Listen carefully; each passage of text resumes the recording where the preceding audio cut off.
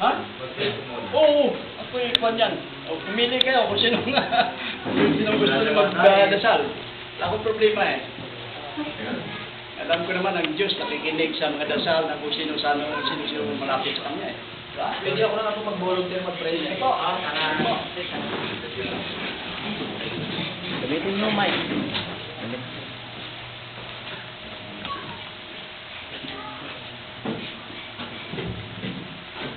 Tayo po yung mo.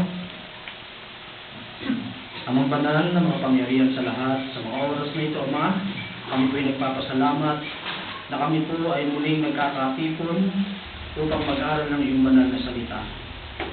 Amin pong itinataas, Ama, ang iyong banal na pangalan bilang aming Diyos at sentro ng aming buhay.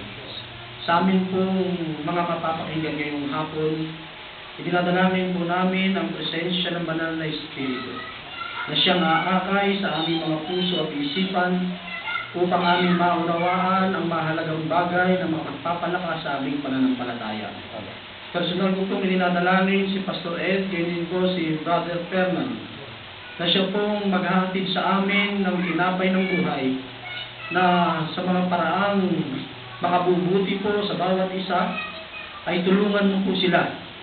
Bigyan niyo po sila ng kaalaman at karunungan na maihatid po nila ang isang magandang talakayan na siyang magsisilbing daan upang masumpungan namin ang ilang mahalagang mensahe na nais mong ipaabot sa bawat isa sa amin.